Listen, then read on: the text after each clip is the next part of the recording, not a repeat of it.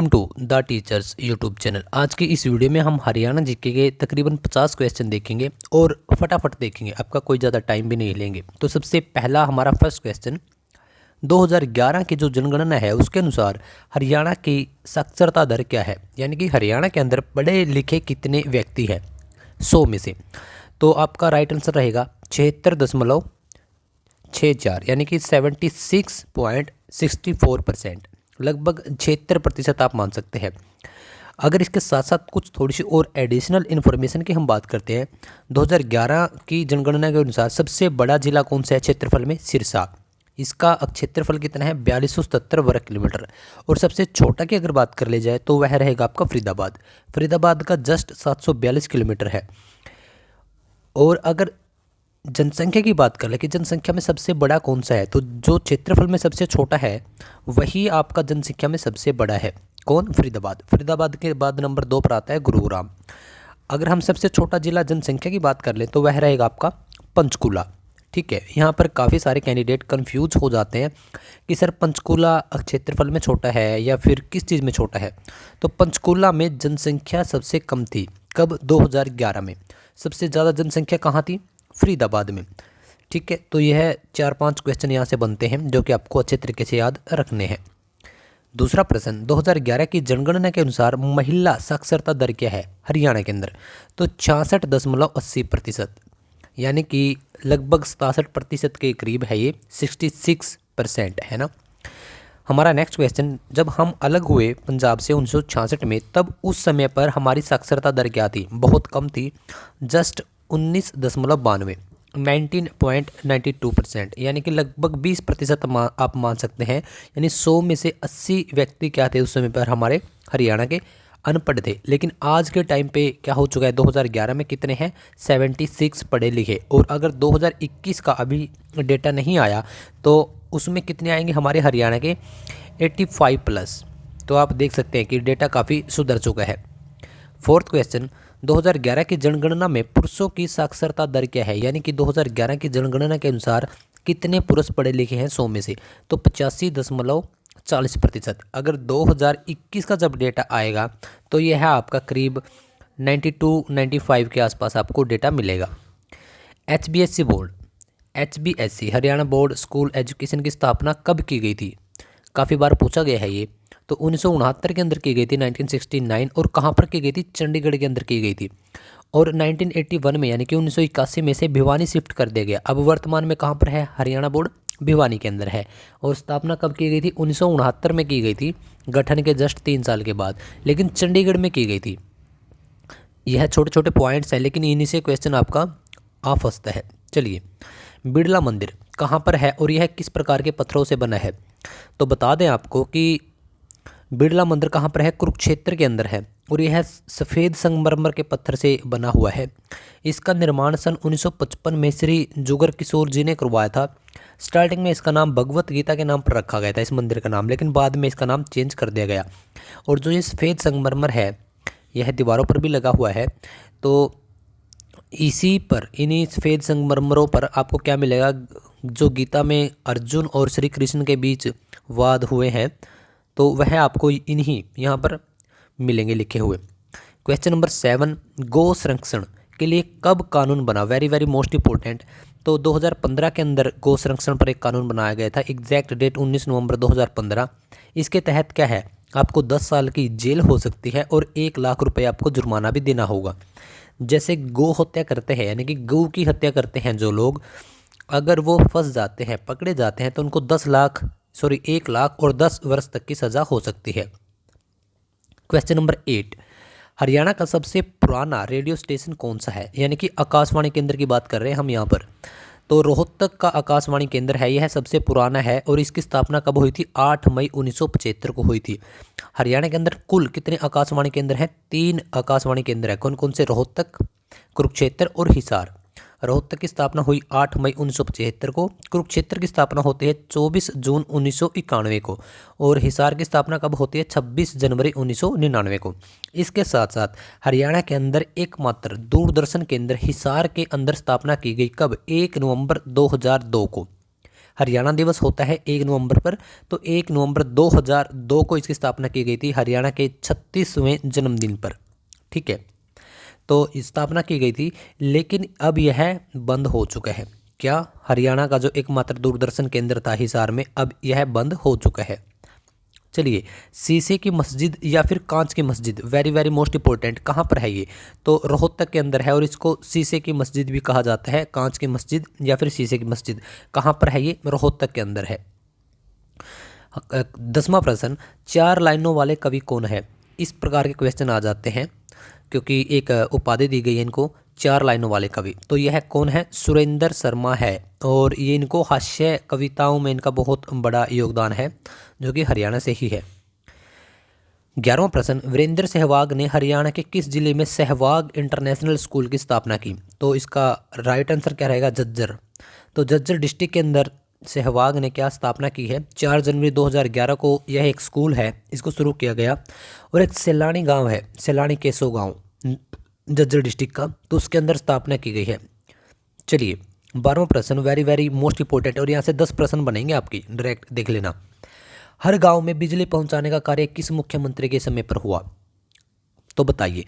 तो चौधरी बंसीलाल थे, जिसके समय पर गांव गांव में बिजली पहुंच चुकी थी। आपका एक प्रश्न तो यही बन गया। दूसरा प्रश्न, हरियाणा के तीसरे मुख्यमंत्री कौन थे? चौधरी बंसीलाल। तीसरा प्रश्न, हरियाणा के सबसे युवा मुख्यमंत्री कौन थे? बंसीलाल। इनकी मात्र 41 साल की उम्र थी जब ये मुख्यमंत्री बने। इसी के साथ साथ एक और एडिशनल प्रश्न आप याद कर लीजिए, मात्र 40 साल की उम्र में हरियाणा के सबसे कम उम्र के प्रधानमंत्री बने थे। कौन? राजीव गांधी। तब उनकी माताजी की यानी कि इंदिरा गांधी की डेथ हो जाती है सन 1984 के अंदर। उसके बाद वो प्रधानमंत्री बनते हैं। कौन? राजीव गांधी। कितनी उम्र थी? मात्र 40 साल। चलिए, हमारा इसी में एक और अगला प्रश्न बन जाता है कि हरियाणा विकास पार्टी का गठन किसने किया था? तो हरियाणा विकास पार्टी का गठन भी किसने किया था? चौधरी बंसीलाल साहब ने ही किया था। और इसी के साथ साथ, इसी क्वेश्चन के साथ साथ अगर एक और क्वेश्चन कर ले, यह थी हरियाणा विकास पार्टी। अगर आ जाए विशाल हरियाणा पार्टी या हरियाणा विशाल पार्टी यानी कि बहुत बड़ी, तो वह कौन सी थी आपकी? वह किसने स्थापित की थी? राव वीरेंद्र सिंह। राव वीरेंद्र सिंह क्या रहे हैं? हरियाणा के दूसरे मुख्यमंत्री रहे हैं, और वह मुख्यमंत्री बनने से पहले हरियाणा विधानसभा के अध्यक्ष भी रहे हैं। कौन? राव वीरेंद्र सिंह, जिसने क्या किया? विशाल हरियाणा पार्टी का गठन किया।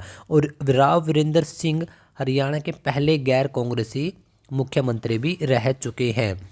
ठीक है, इससे अगला प्रश्न हमारा बन जाता है कि हरियाणा, आधुनिक हरियाणा का निर्माता किसे कहेंगे? तो वह भी आपका चौधरी बंसीलाल साहब को ही कहेंगे। इससे अगला प्रश्न, हरियाणा का लौह पुरुष किसे कहेंगे? वह भी चौधरी बंसीलाल साहब को ही कहेंगे। सन 1996 के अंदर शराबबंदी की गई, वह किस मुख्यमंत्री ने की? चौधरी बंसीलाल साहब ने ही की। फुवारा सिस्टम और लिफ्ट सिस्टम सिंचाई के लिए यह कौन लेके आया? किसके काल में आई? तो चौधरी बंसीलाल के टाइम पे यह आई है। और आधुनिक हरियाणा का शिल्पी किसे कहा जाता है? तो वह भी बंसीलाल साहब को ही कहा जाता है। तो यहाँ से 10 से 12 क्वेश्चन बन जाते हैं, जो कि आपके लिए बहुत ज़्यादा मोस्ट इम्पोर्टेंट हो जाते हैं। साथ साथ में इन क्वेश्चंस को आप लिख लिया करो। चलिए, अगर बात हुई है मुख्यमंत्री की, तो मुख्यमंत्री के बारे में थोड़ी सी और बातें कर लेते हैं। हरियाणा का सबसे पहला मुख्यमंत्री कौन था? तो बताइए। पंडित भगवत दयाल शर्मा सबसे पहले मुख्यमंत्री थे। हरियाणा का सबसे पहला गैर कांग्रेसी मुख्यमंत्री राव वीरेंद्र सिंह। हरियाणा का सबसे कम उम्र का बनने वाला मुख्यमंत्री यही था आपका। कौन? आपके चौधरी बंसीलाल।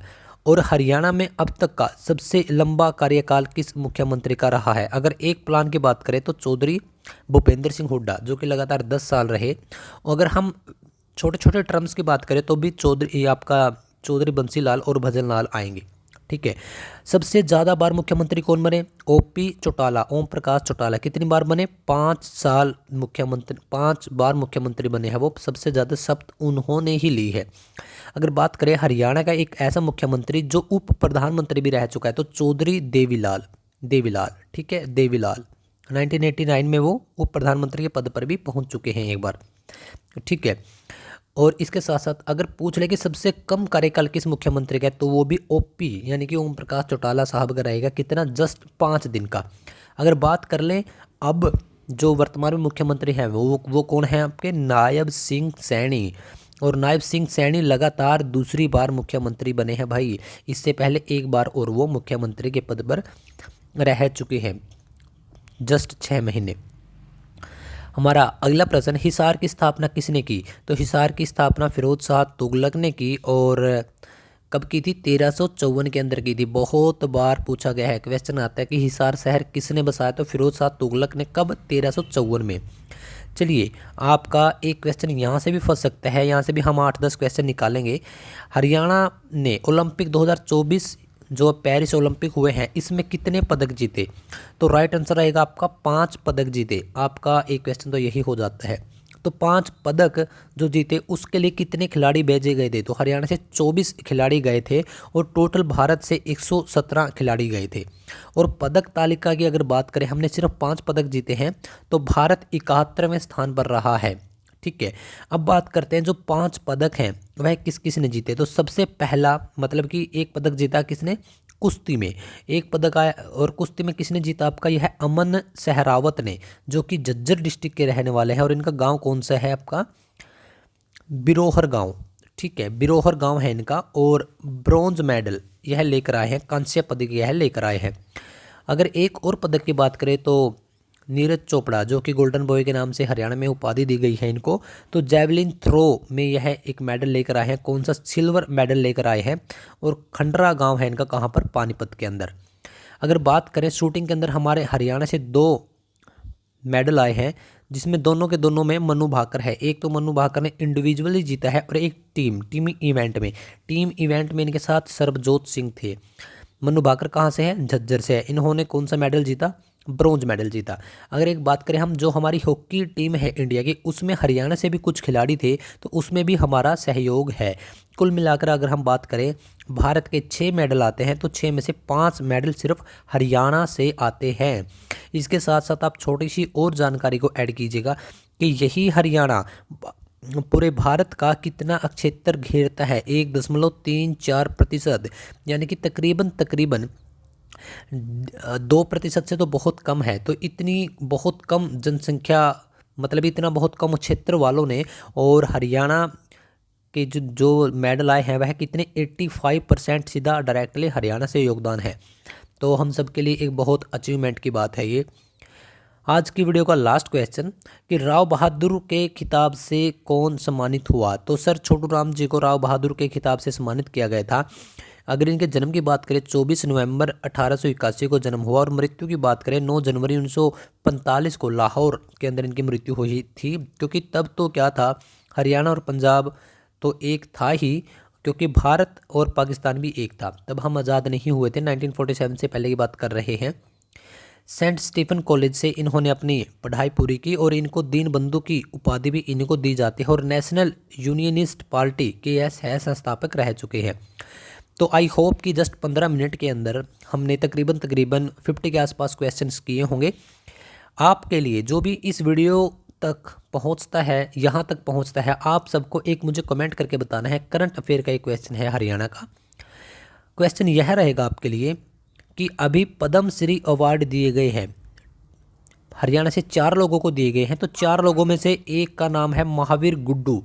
जो महावीर गुड्डू है, तो इनको किस कला में पद्म श्री अवार्ड दिया गया है? जस्ट आपको यह बताना है। आपके मैं ऑप्शंस दे देता हूँ। नंबर 1 कला क्षेत्र, नंबर 2 विज्ञान क्षेत्र, नंबर 3 कृषि क्षेत्र, या नंबर 4 आपका मेडिकल क्षेत्र, यानी कि चिकित्सा क्षेत्र। तो इन 4 में से किस क्षेत्र में महावीर गुड्डू जी को पद्म श्री अवार्ड मिला है अभी 2024 के अंदर? तो इतने क्वेश्चन आज की इस वीडियो में हमने देखे हैं। और द टीचर्स यूट्यूब चैनल हमेशा आप लोगों के लिए ही कार्य कर रहा है। तो आप इस यूट्यूब चैनल को विजिट करें। बहुत सारी वीडियोज़ है, जिस प्रकार का आप कंटेंट कंज्यूम करना चाहते हैं, लॉन्ग फॉर्मेट, शॉर्ट फॉर्मेट, तो मैं आप सबसे यही कहना चाहूँगा कि द टीचर्स का टेलीग्राम पर आप ज़रूर ज्वाइन हो जाइएगा। इसका आपको बहुत सारा फ़ायदा होगा, क्योंकि हर रात को हम क्विज करवाते हैं, डिफरेंट टाइप के क्वेश्चंस डालते हैं। बहुत सारे कैंडिडेट उस क्विज में अपने पार्टिसिपेट करते हैं। आप भी आ सकते हैं और आपकी तैयारी को आंक सकते हैं। इसमें आपकी कोई फीस नहीं है। जस्ट आपको लिंक डिस्क्रिप्शन के अंदर एक लिंक दिया गया है, उस पर क्लिक करें, या फिर आप द टीचर्स 02 ऐसा करके आप सर्च कर सकते हैं और आप द टीचर्स के टेलीग्राम ग्रुप में ऐड हो सकते हैं। यूट्यूब पे आप जुड़ सकते हैं। चलिए, आप हमेशा पढ़ते रहिए, चाहे थोड़ा पढ़ा जाए आपसे, चाहे ज़्यादा पढ़ा जाए, हमेशा पढ़ते रहिए, रुकिएगा मत, क्योंकि स्टडी ही हमारे पास एक ऐसा सोर्स है, एक ऐसा यंत्र है जिसके थ्रू हम काफ़ी आगे बढ़ सकते हैं। खुद के ऊपर विश्वास रखिए, आपकी परिस्थितियाँ स्थितियाँ जैसी भी हो, आपको मंजिल ज़रूर मिलेगी और सरकारी नौकरी आपको ज़रूर मिलेगी। चलिए, आपके सपनों को सलाम, मिलते हैं अगली वीडियो में।